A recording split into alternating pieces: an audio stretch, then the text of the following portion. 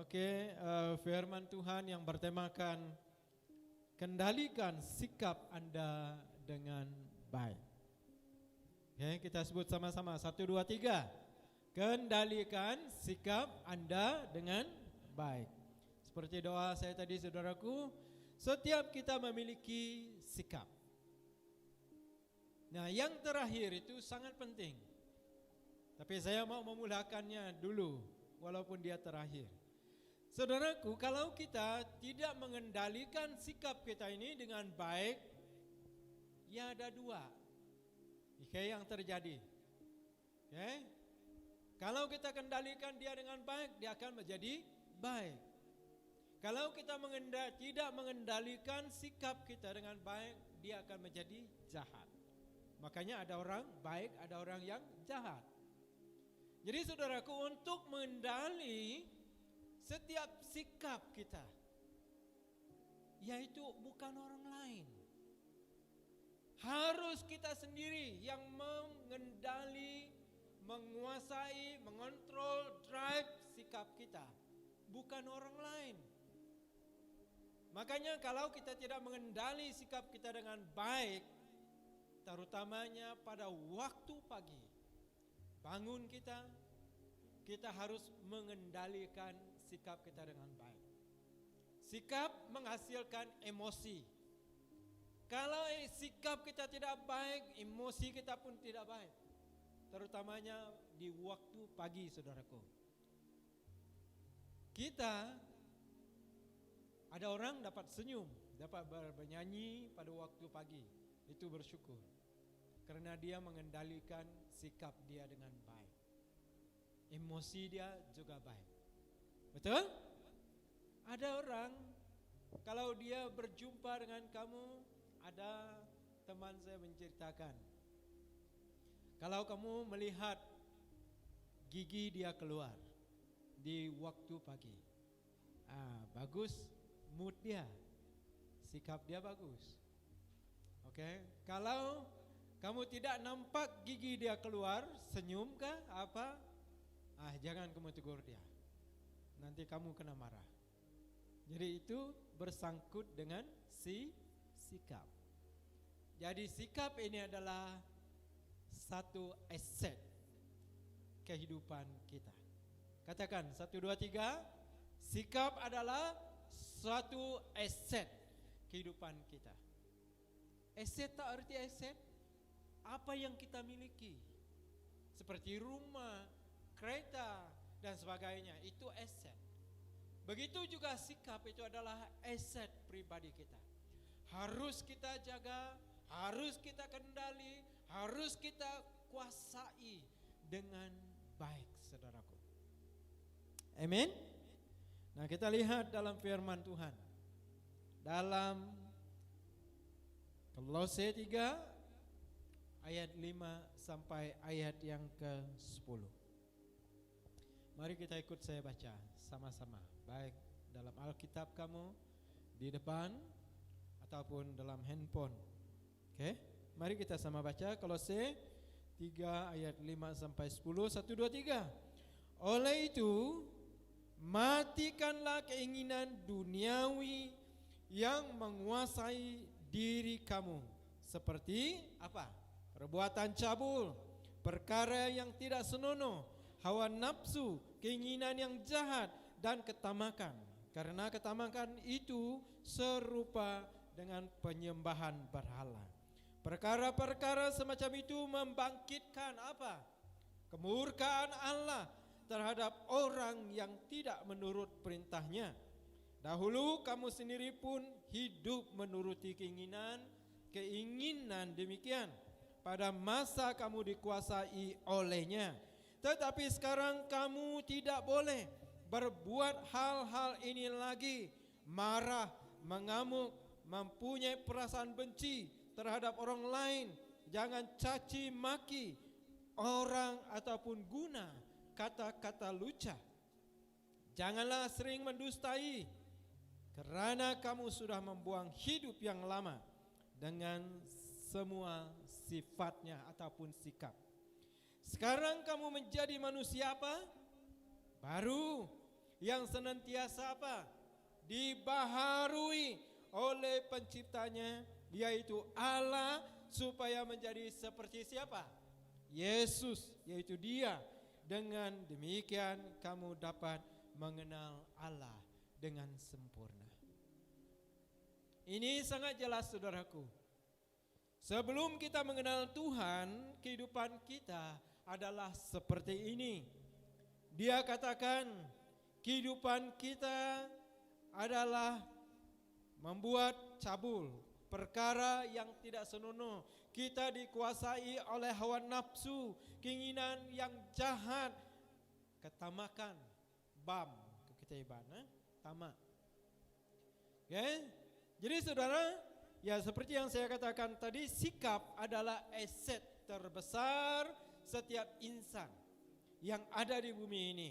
Makanya ia harus dikendali dengan baik dan bijaksana, sebab jikalau ianya tidak dikendali dengan baik, ianya akan mengundang sesuatu yang tidak baik juga dalam kehidupan kita. Dan juga sebaliknya terjadi jikalau ianya dikendali dengan bijaksana. Maksudnya saudaraku, kalau kita mengendalikan sikap kita dengan baik, ia adalah menjadi sesuatu yang baik, yang memberi dampak kepada masyarakat, yang memberi dampak yang baik kepada orang di sekeliling kita, saudaraku. Kenapa? Karena kita dapat mengendalikan sikap kita dengan baik. Nah, kata seorang penulis buku, ya, The Difference Maker, ditulis oleh John C. Maxwell.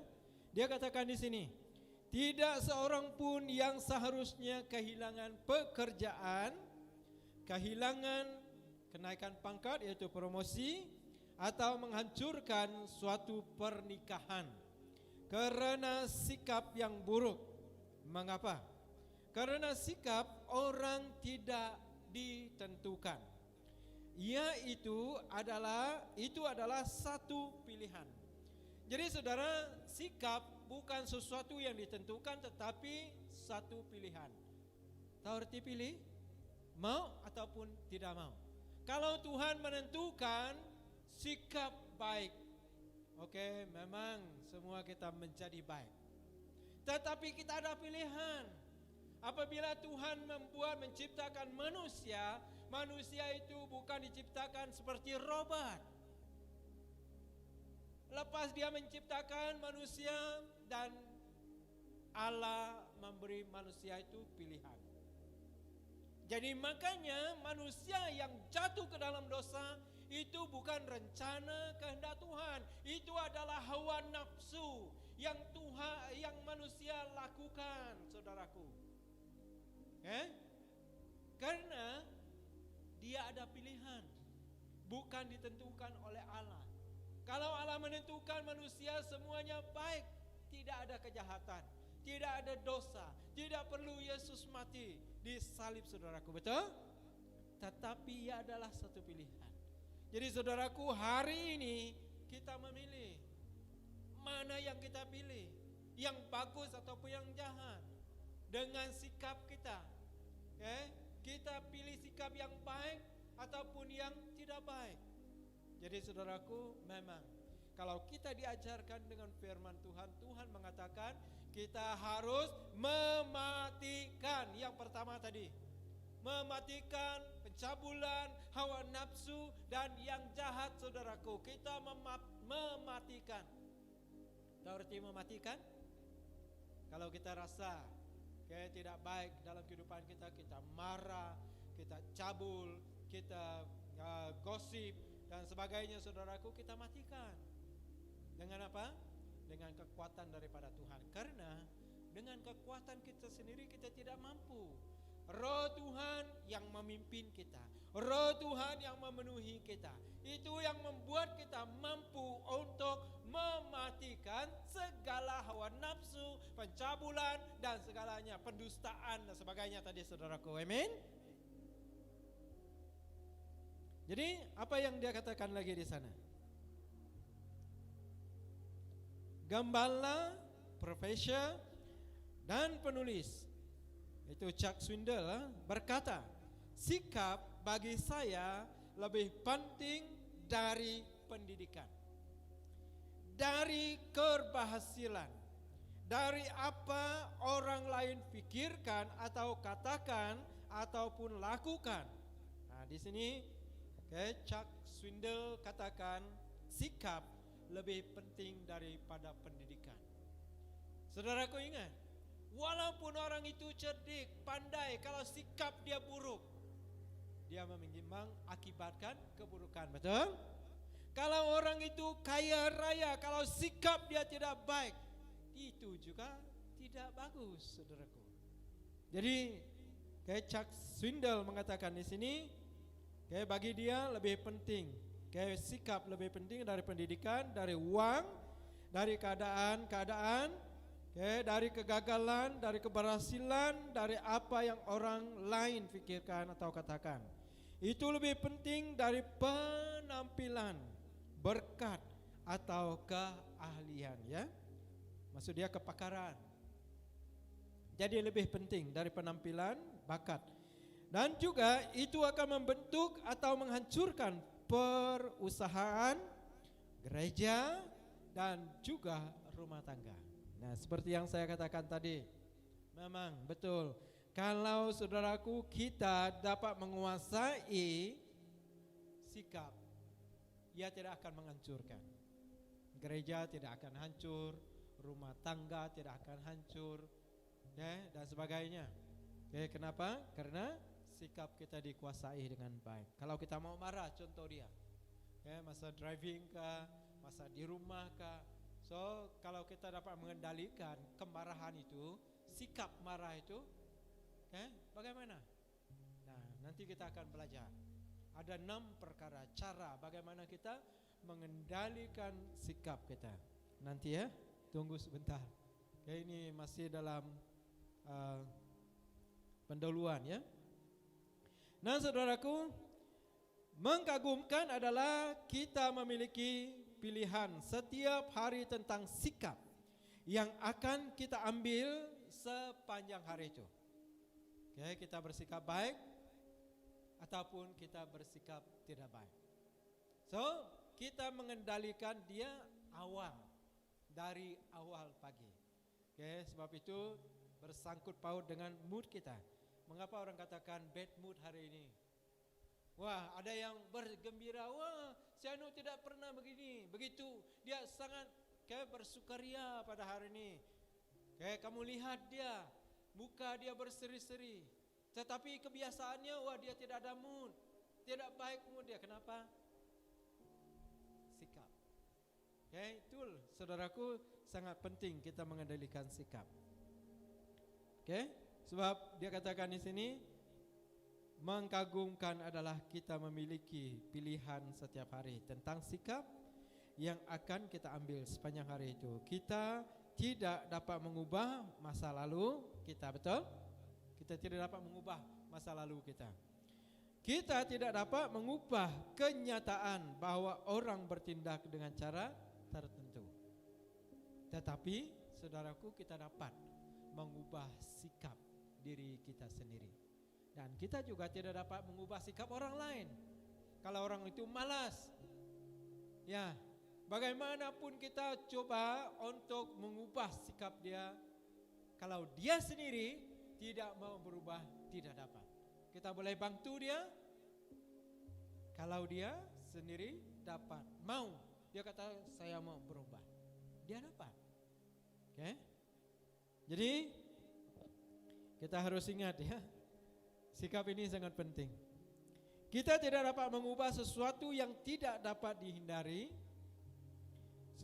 Satu-satunya yang dapat kita lakukan adalah berperanan pada satu-satunya alat yang kita miliki. Dan itu adalah sikap kita. Saya yakin bahwa hidup adalah 10% dari apa yang terjadi pada saya. Nah, ini yang dikatakan oleh penulis tadi. 10% dari apa yang terjadi pada saya, dan 90% pada bagaimana kita menangkapi dia. Oke? Bagaimana kita respon? Oke, bagaimana kita menangkapi sesuatu itu? Bagaimana kita berpikir, anggap tentang itu saudaraku. Itu 90%. Oke? Dan demikian juga dengan Anda ataupun kita harus mengendali sikap kita masing-masing. Ya, sebab sedikit apa yang betul-betul hidup daripada kehidupan kita itu 10%. Tetapi apa yang kita tanggapi, contoh dia, apabila saya bercakap, apakah tanggapan kamu? Saya marahkah? Ataupun saya menegur? Menegur. Ada orang kata, kalau dia menegur, ada orang juga respon, tidak sama. Oh, dia mengajar, dia menegur, dia marah. Bagi saya dia bukan menegur, dia marah saya. Kan? Jadi kita harus bagaimana kita meresponi sesuatu. Ada saudaraku, kalau kita mau menegur orang, jangan gunakan message. Sebab message ini kalau dibaca oleh seseorang yang marah, sedang marah, walaupun kamu bukan marah dia, tetapi dia katakan message si anu itu marah. Betul?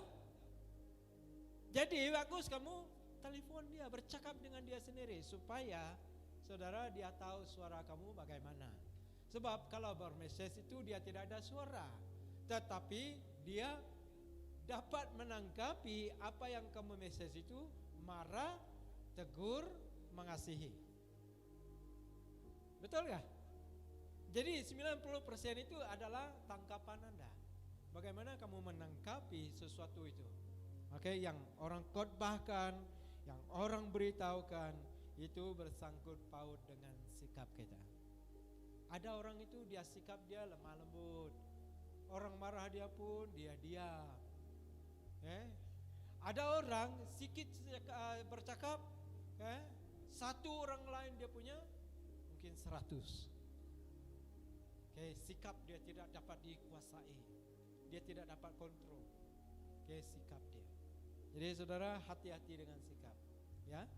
Beritahu kepada teman kita, hati-hati dengan sikap. Seperti memandu. Kalau kita terlalu laju memandu, kita tidak was-was ataupun memandu pada waktu yang tidak bagus, hujan dan sebagainya, keadaan yang tidak bagus, kamu harus hati-hati juga memandu dengan laju. Ada orang, dia relax saja memandu, ada sabar dan sebagainya, saudaraku. Menguasai kendaraan itu sangat sangat penting. Bagaimana kamu menguasai? Jadi saudaraku, ya, kita harus tahu bahwa sikap adalah aset terbesar kita. Attitude change everything. Sikap kita dapat mengubah segala sesuatu. Kalau, ya, ada kata kalau, ya, kalau kita mau. Ada orang saudaraku, mengapa dia tidak dapat bergaul dengan orang lain. Dalam pekerjaan 2-3 bulan di sini berpindah. Minta lagi di satu tempat 2-3 bulan, 4 bulan, 5 bulan, 6 bulan berpindah. Dan sebagainya. Kenapa? Itu sikap. Bersangkut paut dengan sikap. Tetapi sikap boleh diubah.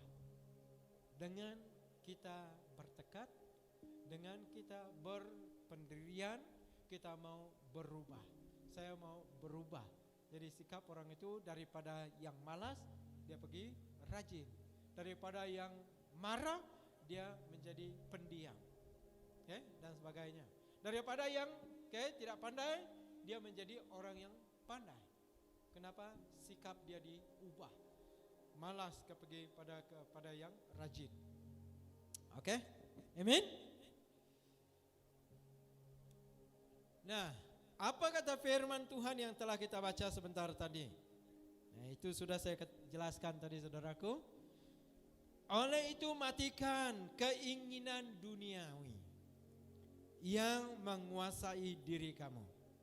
Nah, yang di bawah ini adalah keinginan duniawi, bukan keinginan surgawi, bukan keinginan Tuhan, yaitu perbuatan cabul. Perbuatan cabul, tahu arti perbuatan cabul? Orang berzina, bambai lalai, dan sebagainya. Bisnis petaya, percabulan. Perkara tidak senonoh, yang tidak baik. Laki kawin laki, perempuan kawin perempuan, itu tidak senonoh. Sebab Tuhan menciptakan lelaki untuk perempuan, perempuan untuk lelaki, bukan lelaki untuk lelaki. Kenapa Tuhan tidak menciptakan kayak Adam yang pertama dan yang kedua lelaki juga? Kenapa perempuan? Kenapa Tuhan tidak menciptakan perempuan, dua-dua perempuan? Kenapa ada satu lelaki, satu perempuan? Jadi saudara, kalau kita membuat sesuatu yang tidak senonoh, lelaki kawin lelaki, perempuan kawin perempuan. Ada itu kan dalam dunia ini. Jadi kalau orang itu berbuat sesuatu itu, dia dikuasai oleh keinginan duniawi, seperti pencabulan. Kenapa kamu sudah ada istri, maukan seorang dara, ataupun istri orang lain, suami orang lain. Walaupun kamu sudah beristri, bersuami, kenapa kamu mau orang bujang itu? Suami orang dan sebagainya. Ini semua keinginan duniawi. Kita dikuasai oleh hawa nafsu, keinginan yang jahat, tidak ada keinginan yang baik dalam diri kita. Dan juga ketamakan, tamak. Sudah ada satu, mau dua. Sudah ada dua, mau empat. Ada empat, mau 8. Itu arti tamak. Dan orang selalu menyebut perumpamaan itu, orang tamak selalu rugi. Akhirnya jadi kosong. Jadi saudaraku, kita harus mematikan keinginan apa tadi? Duniawi. Sebab keinginan duniawi itulah yang membawa kita, kehidupan kita menjadi rosak.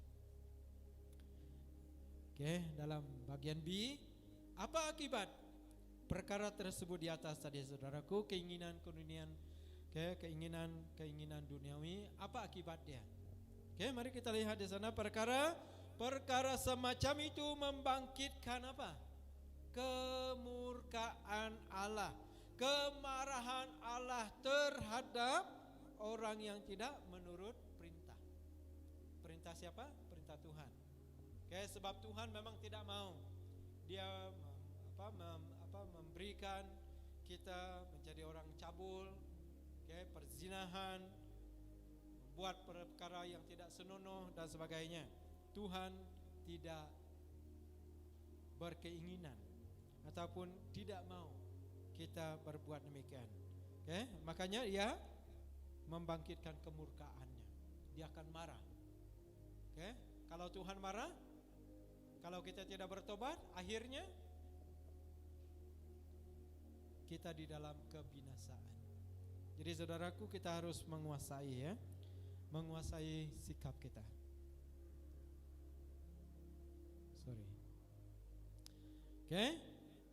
Sebab firman Tuhan katakan tadi, dahulu kamu sendiri pun hidup menurut keinginan demikian kan? Kita dahulu pada masa kamu dikuasai oleh hawa nafsu, keinginan daging ataupun keinginan duniawi yang masih menguasai kita. Tetapi sekarang kamu tidak boleh berbuat hal-hal ini lagi. Apa dia? Marah, tetapi kita masih marah. Biar kita menguasai kemarahan itu. Walaupun kita masih marah, tetapi kita tidak marah seperti dahulu. Kita menguasai kemarahan kita. Dengan apa? Pertolongan daripada Tuhan, daripada Roh Kudus Tuhan. Tuhan tolong saya supaya saya tidak terlalu marah, supaya kalau dapat Tuhan saya dapat berdiam diri. Kalau saya mau marah, Tuhan Engkau menguasai emosi saya. Mari kita berdoa macam itu ya. Mengamuk dan mempunyai perasaan benci terhadap orang lain, ini sangat berbahaya ini. Kalau kita melihat orang itu, kita membenci dia. Sangat benci saya lihat dia. Sedangkan dia itu adalah saudara saudari kamu di dalam Tuhan. Jangan membenci, tapi saling mengasihi. Amin. Jangan membenci, tetapi saling mengasihi. Dan begitu juga jangan caci maki orang ataupun guna kata-kata luca. Nah, apabila kita menyuku kita jaku iban bagagayau, anang ngena jaku nama kita kelalu bunga. Jaku luca sampai utai tijai keluar, utai kamah keluar. Jadi jangan saling juga mendustai. Anang depan namanya depan lain, belakang lainnya mendustai. Jai pengandiri.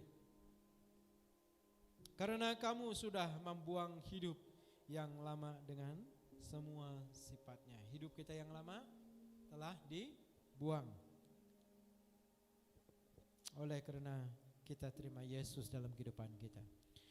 Sekarang kamu menjadi manusia baru yang senantiasa diperbaharui oleh penciptaannya, yaitu Allah, supaya menjadi seperti Dia. Dengan demikian kamu dapat mengenal Allah dengan sempurna. Ini sangat baik. Mengapa kita tidak boleh berbuat demikian? Seperti marah tadi, mengamuk, mempunyai perasaan benci terhadap orang lain, mencaci maki, menggunakan kata-kata luca dan saling mendustai. Saudaraku, mengapa? Sebab sekarang kamu telah menjadi manusia ciptaan baru. Supaya kita dapat menjadi seperti Allah. Ku mau sepertimu Yesus, disempurnakan selalu. Jadi kita mau sama seperti Yesus, senantiasa dibaharui. Siapa yang membarui kita? Tuhan. Roh Tuhan membarui kita. Seperti yang saya katakan tadi, yang malas menjadi rajin, yang tidak pintar menjadi pintar, yang begitu menjadi begini, yang bagus saya maksudkan, bukan yang jahat, supaya kita mengenal Allah dengan sempurna, saudaraku. Bagian C. Nah, bagaimana kita memilih jalur yang benar untuk mengendalikan sikap kita? Yang saya katakan tadi ada 6. Bagaimana kita mengendalikan sikap kita menurut jalur yang benar? Ini sangat penting. Yang pertama yaitu bertanggung jawab atas sikap kita. Jangan suruh orang lain bertanggung jawab atas sikap kita. Walaupun contoh kamu ada pastor, gembala, ataupun walaupun kamu ada ibu bapa, walaupun kamu ada guru besar, walaupun kamu ada manager, walaupun kamu ada supervisor dalam tempat kerja kamu, tanggung jawab yang kamu lakukan, sikap kamu itu adalah tanggung jawab kamu sendiri. Betul? Jangan suruh orang lain bertanggung jawab atas sikap kamu. Kalau contoh dia, kamu mencuri, apakah kamu, manajer kamu yang tanggung? Ataupun guru besar kamu yang tanggung? Pastor kamu yang tanggung? Tidak. Kamu harus tanggung sendiri. Kamu harus tanggung sendiri. Makanya ada orang kata, berani tebang, berani apa? Berani pikul. Sebab itu mengenai sikap diri kita sendiri, yaitu bertanggung jawab atas sikap kita sendiri. Nah, mari kita lihat dalam Galatia pasal ke-6 ayat yang ke-7. Mari kita sama baca. Kita sama baca. 1, 2, 3 dengan suara kedengaran. Janganlah tipu diri sendiri.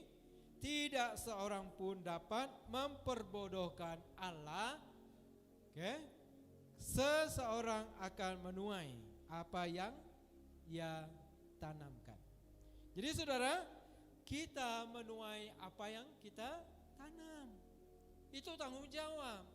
Kalau kamu menanam padi, kamu akan menuai padi, tak akan kamu menuai durian. Kalau kamu menanam durian, pokok durian, kamu akan menuai buah durian. Jadi begitu juga dengan sikap kita. Kita bertanggung jawab atas sikap kita. Sikap berasal dari dalam diri kita, bukannya dari luar. Sikap kita adalah dari dalam. Kalau kita lihat orang itu marah, itu memang sikap dalaman dia, bukan luaran dia. Sebab kemarahan itu memang dari dalam, bukan yang memasukkan ke dalam dia membuat dia marah. Memang kalau saudaraku orang itu bersikap, dia rendah hati, dia lemah lembut, walaupun dari luar itu memarahi dia, orang itu menikam ataupun melemparkan kemarahan kepada dia, apakah dia marah atau tidak? Halo, apakah dia marah atau tidak? Dia tetap tidak marah. Sebab saudara, sikap dalaman dia bukan orang pemarah. Paham? Kalau orang itu pemarah, dalaman dia, di dalam dia memang pemarah, tidak orang tikam kemarahan pada dia, memang sedikit saja dia memang marah. Apalagi kalau orang menikam kemarahan tentang dia terhadap dia. Itulah yang saya katakan tadi. Kalau orang cakap 1, dia mungkin 1000 keluar dari mulut dia. Sebab memang sikap itu berasal dari dalam, bukan dari luar. Kita adalah kumpulan dari pikiran-pikiran kita. Tahu apa yang dia maksud? Apa yang ada pada kita hari ini adalah apa yang dibentuk dari pemikiran kita. Pastor Ali ada hari ini seperti mana yang dia ada adalah daripada kumpulan pemikiran dia. Pemikiran dia. Nah, berani menebang, berani memikul, seperti yang saya katakan tadi. Jadi kita bertanggung jawab atas apa yang kita lakukan, atas sikap kita. Dan kita akan bertanggung jawab atas segala apa yang kita lakukan di dunia ini. Makanya janganlah kita berpikiran negatif, tetapi senantiasa memiliki pikiran positif. We have to think positive. Senantiasa berpikir positif. Yang tidak dapat itu jangan kita katakan tidak dapat dulu sebelum kita mencoba. Katakan dapat, saya dapat. Saya begitu saudara. Kalau apa yang saya lakukan, kalau orang katakan tidak dapat, saya akan coba. Kalau memang dia tidak dapat, jangan juga kamu coba. Tetapi kalau dia itu seakan-akan dia dapat, kamu lakukan.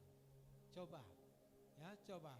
Dengan sedaya upaya kamu berpikir positif, kamu akan dapat melakukannya. Orang yang sedang maju dalam sikap yang benar adalah orang yang mengatakan kepada dirinya, sikap yang aku miliki adalah tanggung jawabku dan bukan orang lain. Orang yang berpikiran positif, yang mau maju ke depan, dia memang mau bertanggung jawab atas sikap dia sendiri. Dia tidak mau orang lain bertanggung jawab atas sikap dia.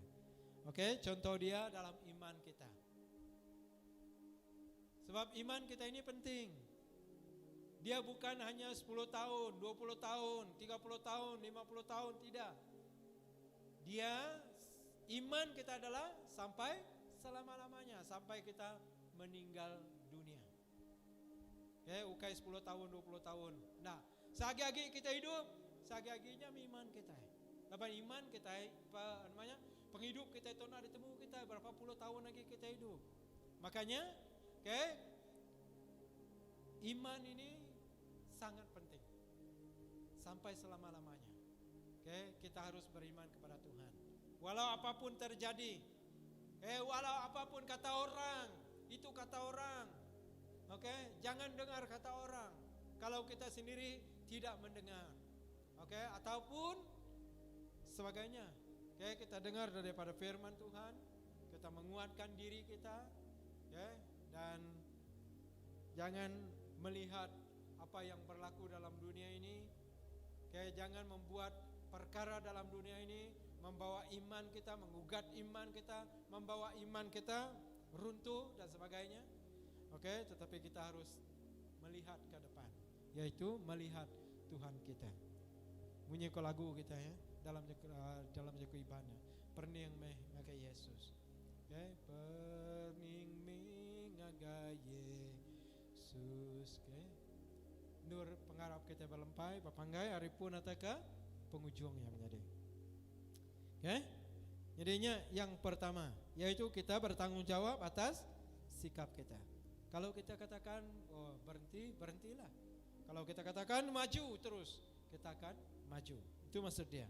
Kita akan bertanggung jawab atas apa yang kita lakukan dalam dunia ini. Kalau kita contoh dia, dalam iman kita berhenti setengah jalan. Tidak mau percaya Yesus lagi, tidak mau berdoa lagi, tidak mau percaya Yesus lah. Kalau tidak mau percaya Yesus maksudnya berdoa tidak mau lagi, membaca firman Tuhan tidak mau lagi, ibadah tidak mau lagi. Kita akan bertanggung jawab atas sikap diri kita sendiri.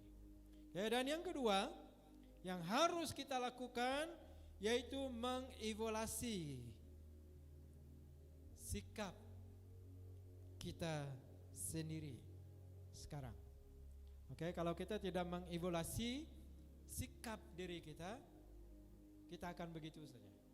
Contoh dia, bagaimana sebuah organisasi, sebuah sekolah ataupun seseorang pribadi dapat maju ke depan?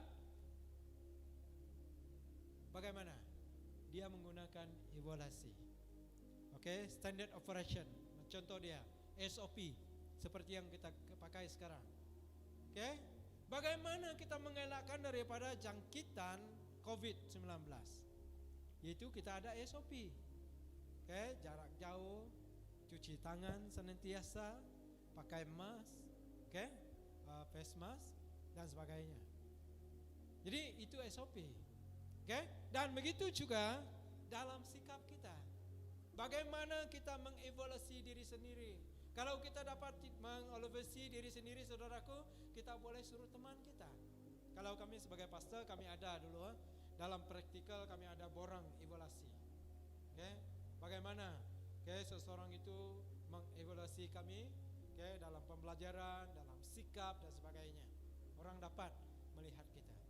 Dan selain daripada orang lain, kita harus mengevaluasi diri sendiri. Nah, mari kita lihat dalam firman Tuhan. Ada itu.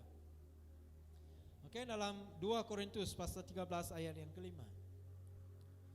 Ujilah diri kamu sendiri sama ada kamu betul-betul hidup berdasarkan kepercayaan kepada Kristus.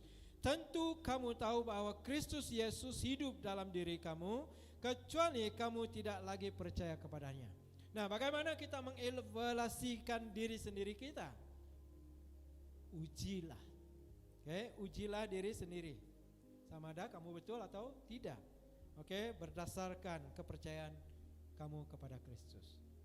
Nah, dan ada juga borang-borang. Tempat evaluasi. Dalam pekerjaan ada.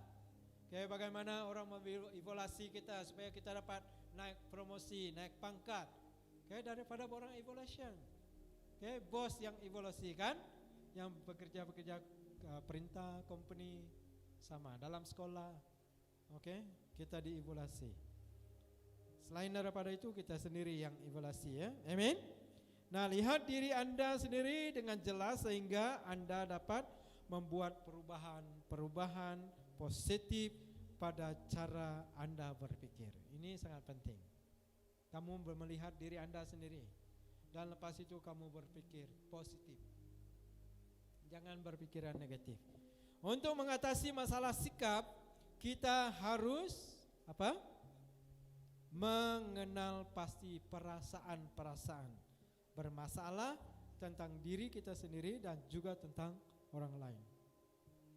Kita boleh lihat diri sendiri. Kalau kita ada masalah dengan diri kita, bukan ini kita boleh masalah ngau dirimpu, bising. Kadang-kadang kita bakal nak percaya ke dirimpu. Kadang-kadang kita bakal sikap katanya selalu merendahkan diri. Ngai tampil orang mayu, ngai bergulang orang mayu nyak sikap. So untuk mengatasi semuanya saudaraku, kita harus berpikir positif. Kita harus kenal pasti perasaan kita, masalah-masalah tentang diri kita sendiri. Udahnya baru kita mengatasi. Kita harus tahu punca dia, akar dia. Dan yang ketiga, itu kembangkan keinginan untuk berubah baik. Ya, seperti yang saya katakan tadi, orang jahat mengapa dia dapat menjadi baik? Karena dia terus mengembangkan keinginan dia yang baik. Kalau kamu tidak mau mengembangkan keinginan kamu yang baik, akhirnya kamu akan menjadi jahat kembali.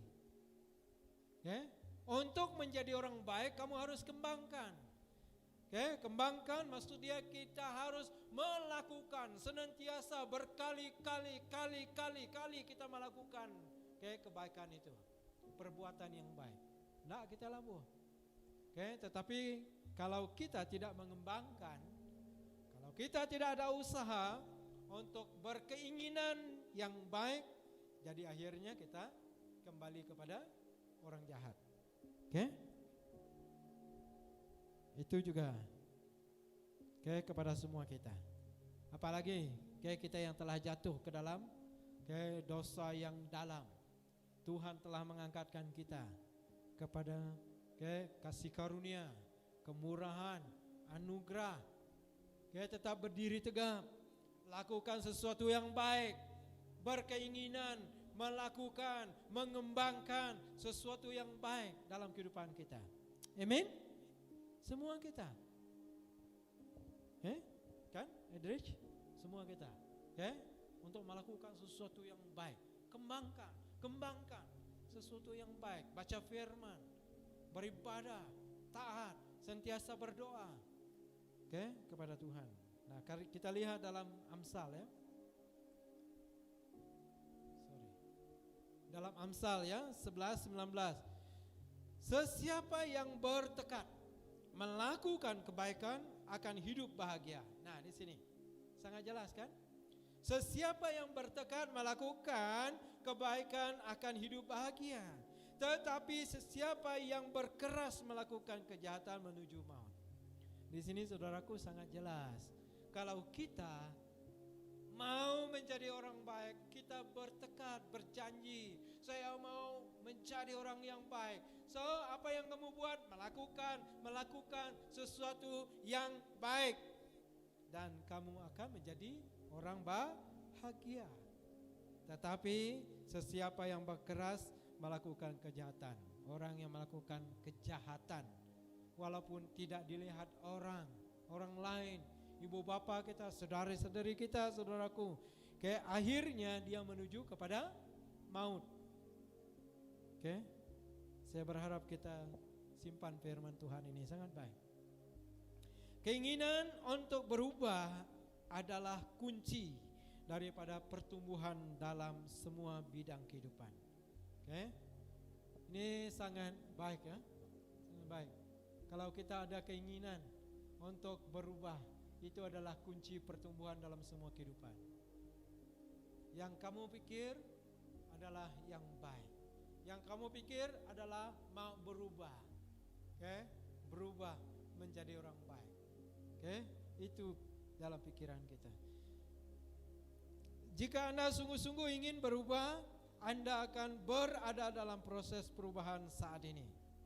Betul? Kalau kamu dia katakan sungguh-sungguh ingin berubah, Anda berada dalam proses perubahan. Dalam keinginan, dalam berkeinginan setiap hari ya. Dengan berkeinginan berubah setiap hari dalam kehidupan kamu. Dan yang keempat, ubahlah sikap. Oke, ubahlah sikap dengan mengubah pikiran-pikiran Anda. Kalau kita seperti yang saya katakan tadi mau mengubah sesuatu dalam hidup kita yang tidak baik, kita harus ubah pikir kita. Cara kita berpikir, bagaimana kita berpikir. Oke, yaitu lebih baik kita membacakan firman Tuhan setiap hari, berdoa setiap saat ataupun berdoa setiap waktu, supaya pikiran kita ini dapat berubah. Kalau pikiran kita berubah, pasti sikap kita berubah. Betul? Kalau contoh dia, saya mau marah si Anu, dan dalam pikiran saya, mula-mula mau marah, tetapi saya ubah saya punya pikir, saya berubah, berubah berpikir saudara, jadi saya tidak dapat marah. Saya tidak jadi marah karena dalam pikiran saya sudah diubah dan sikap saya pun tunduk kepada pikiran saya. Jadi yang seperti yang saya katakan tadi, kita ada pada hari ini itu adalah kumpulan daripada pikiran-pikiran kita. Kita menjadi orang positif, kita menjadi orang negatif, kita menjadi orang cerdas, kita menjadi orang malas, semua itu dikumpulkan daripada cara kita berpikir. Oke? Paham gak? Kita ada pada saat ini adalah daripada kumpulan pikiran kita. Bagaimana kita berpikir? Oke? Sebab dia dapat menguasai sikap kita. Jadi bukan orang lain yang harus seperti yang saya katakan tadi, bertanggung jawab atas sikap kita sendiri. Makanya kita harus mengubah cara kita berpikir. Mari kita lihat dalam firman Tuhan ini dalam Roma pasal 12 ayat yang kedua. Janganlah kamu menjadi serupa dengan dunia ini, tetapi berubahlah oleh pembaruan budimu, sehingga kamu dapat membedakan mana kehendak Allah, apa yang baik, yang berkenan kepada Allah dan yang sempurna. Oke? Itu daripada kita berpikir. Karena itu di mana kita sekarang adalah hasil daripada pemikiran-pemikiran yang mendominasikan kehidupan ataupun dalam pikiran kita. Kita ada hari ini seperti apa yang kita pikirkan. Kamu berjaya oleh karena kamu berpikir berjaya. Kamu rajin oleh karena kamu berpikir rajin dan sebagainya. Seperti saya saudara, dalam pembelajaran ya, saya sedang belajar. Kalau saya pikirkan saya malas, sikap saya juga sama, saya akan menjadi malas.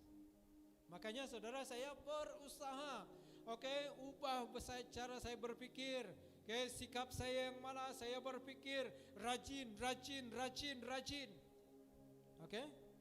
Akhirnya saya sikap itu menjadi rajin. Walaupun banyak, seperti pada waktu ini, kami belajar, menyiapkan firman Tuhan, menyiapkan seminar, yang akan diadakan pada minggu depan. Saya tidak ada di sini minggu hadapan. Maka Pastor Wilidi tukar untuk khotbah. Saya ke Seratuk. Saya menyediakan 3 khotbah. Seminar keluarga. Dan selain daripada itu ada tugasan yang harus kami buat. Contoh, esok saya ada kelas. Pukul 9 sampai pukul 10.30. Dari pukul 10.30 sampai 4.30. 2 kelas esok. Dan selain daripada itu ada pembacaan. Untuk esok ada 2 kelas, 2 bacaan. Setiap malam lambat tidur. Kadang-kadang rasa demam, sakit. Doakan apa ya, supaya ada kekuatan.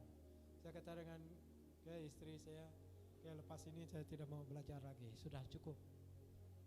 Saya belajar bukan untuk diri saya belajar untuk kamu semua. Nanti enggak kumpu dah cukup. Tapi aku belajar untuk kita semua. Nyalai baik aku dalam sampai. Amin.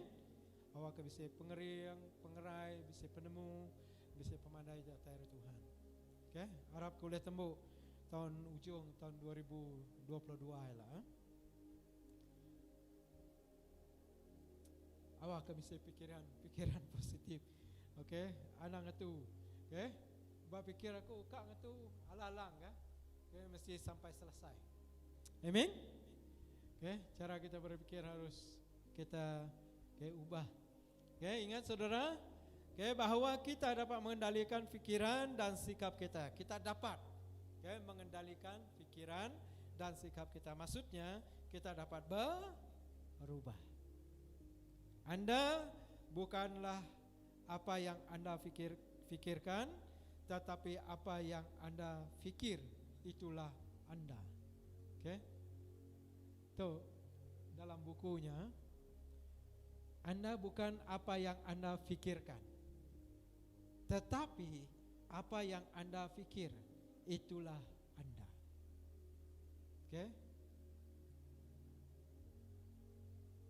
Yang kelima, kembangkanlah kebiasaan-kebiasaan yang baik. Seperti yang saya katakan tadi. Kembangkan. Kalau kamu mau berubah menjadi orang baik, kembangkan kebaikan.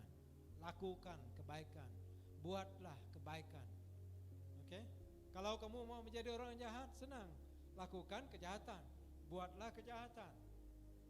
Tapi janganlah berbuat jahat ya. Berbuatlah baik. Sebab itu rencana Tuhan, kehendak Tuhan menciptakan kita, memilih kita. Amin. Sebenarnya menjadi Tuhan agak kita ukai nyadi binasa. Tuhan agak mensianya tadi ngambil kehidup lama-lama. Tang mensia bisi pilihan menyuku kemadah tadi. Kayak jago Tuhan madah bisi pilihan. Tapi mensianya kesalah, milih itu kesalah. Nak milih itu betul. Nyalai kita belajar dari kesilapan Adam. Belajar, jangan kita memilih kesalahan, tetapi pilihlah kebiasaan yang baik. Kembangkan. Kembangkan. Nah, kita lihat dalam Roma pasal 2 tadi.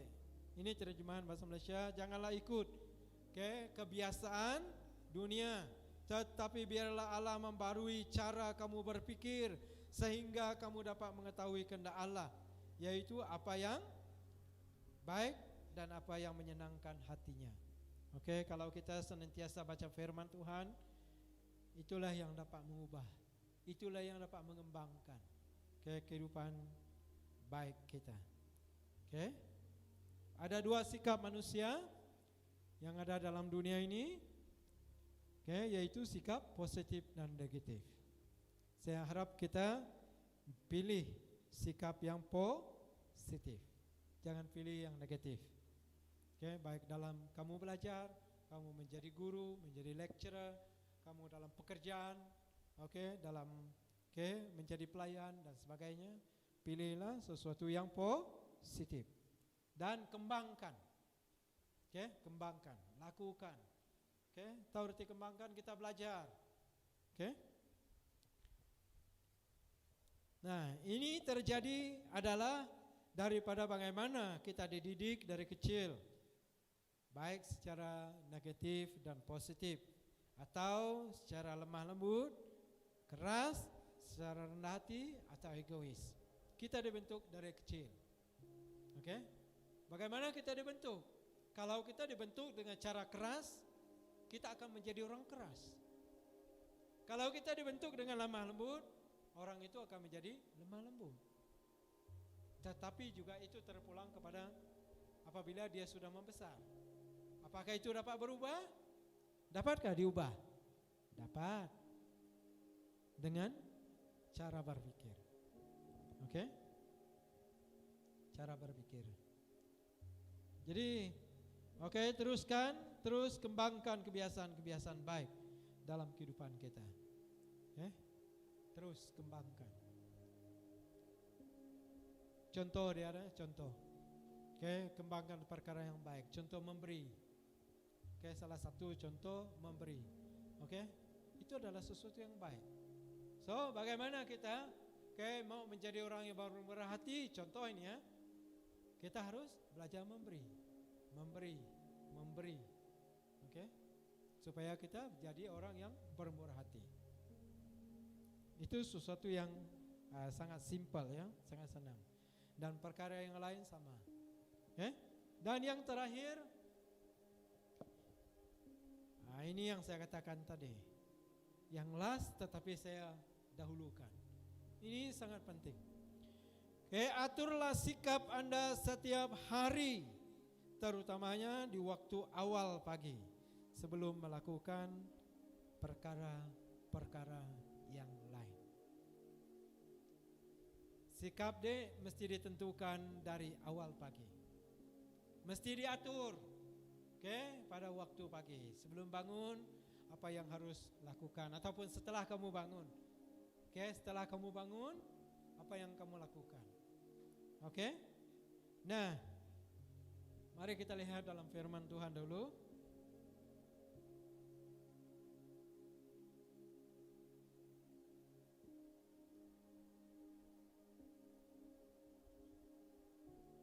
Yang last tuh, saya punya itu.